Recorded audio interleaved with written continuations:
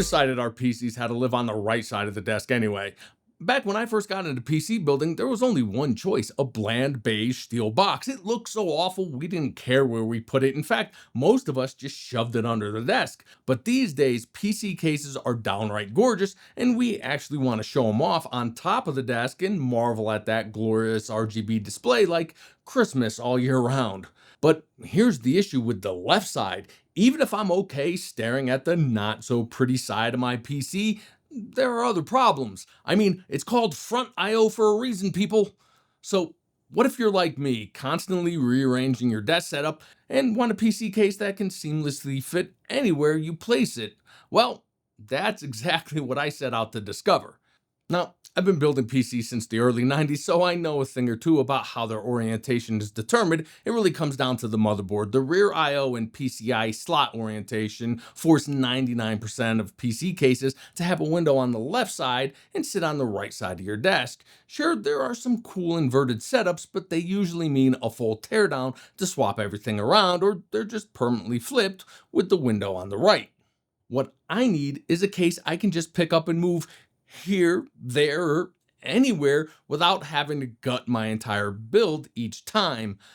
I almost went with something smaller like an ambidextrous Fractal Terror or Era 2, which was actually my top choice. I even had matching peripherals all lined up, but my hardware just didn't live in the Era 2 comfortably. Turns out it needed a little bit more breathing room. Plus, let's be real, as a tech YouTuber, y'all expect a beastly RGB packed glass panel build looming behind me. It's basically in the YouTuber handbook. So, after checking off all my must-haves, I settled on this.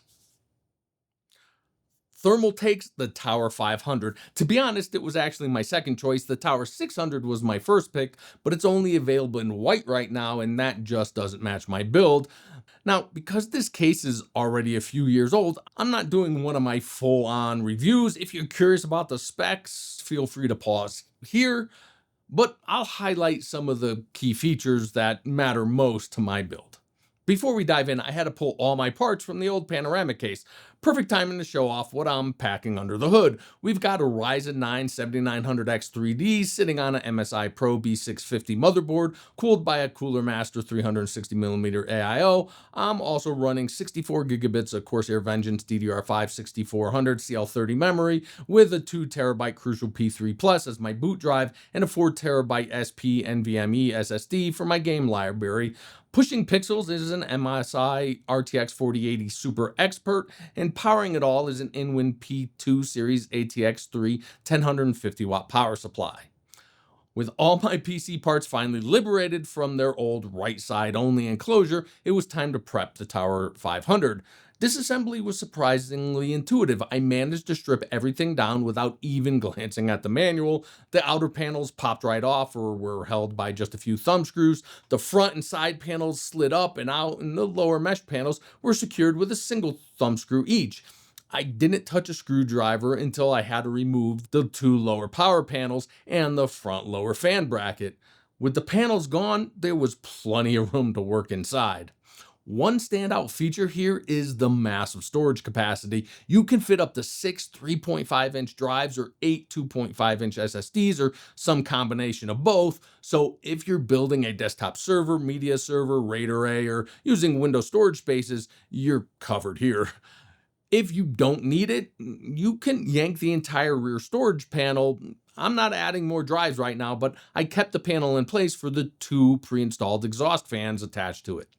Speaking of fans, I installed two 120mm intake fans at the lower front, plus two 140mm fans on the bottom side of the power panels to push air up into the main chamber. There's also a 120mm exhaust fan on top above the graphics cards, though I'm gonna swap that for another 140 as soon as I locate the mysteriously missing third fan from my set. In the Tower 500, the AIO mounts on rails inside the case, letting you install fans on the inside and blow air through the radiator into the glass side panel. You can rotate the side panel to align its ventilated section with the AIO, helping that hot air escape, but since I'm not a fan of warm air blasting my face, I mounted the fans outside, pulling fresh air through the side panel.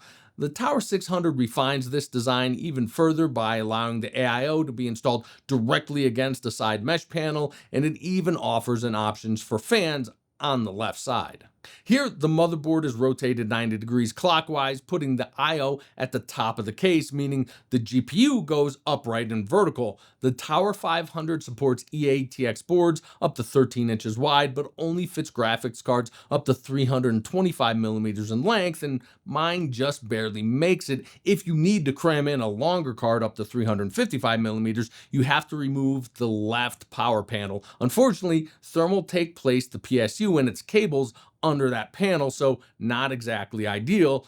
I did my homework before buying, and if my GPU had been any bigger, I would have skipped this case. The Tower 600 resolves that by moving the PSU to the right side.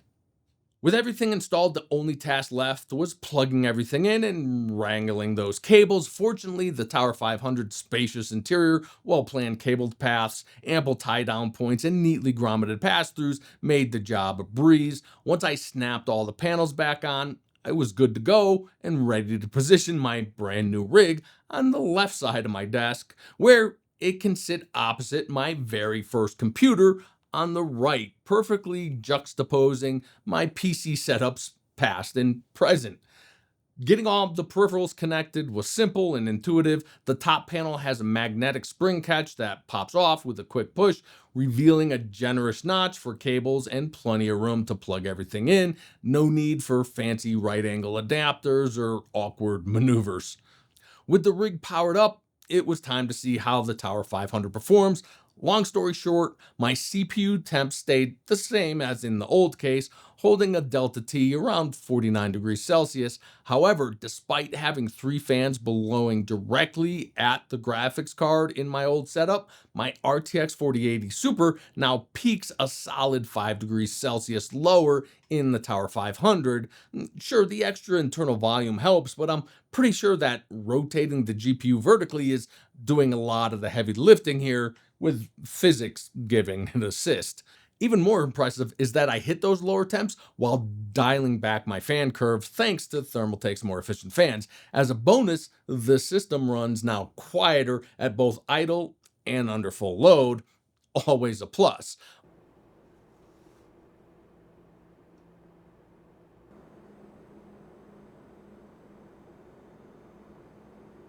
But the biggest part is that I finally got my rig exactly where I want it on my desk, so I can easily access my retro setup on the other side. And if I ever need to rearrange, I can stick this PC anywhere it'll fit, but keep in mind, this is a big case.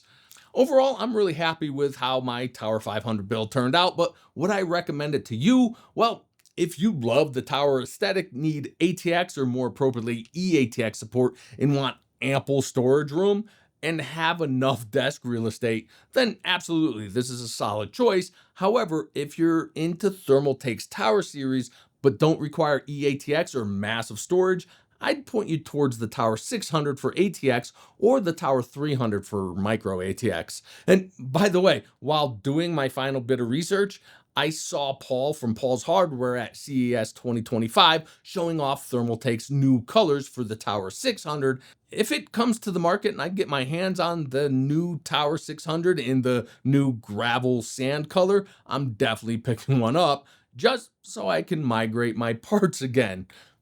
What can I say? Some people are obsessed with GPUs and CPUs. I'm a case enthusiast. If you found this video helpful or entertaining, give it a thumbs up. And if you're new here, don't forget to hit that subscribe button for more PC builds, reviews, and tech adventures. And hey, if you're already subscribed, you're awesome. Just make sure to ring that bell so you don't miss any future uploads. Thanks for hanging out with me today, and I'll see you in the next one.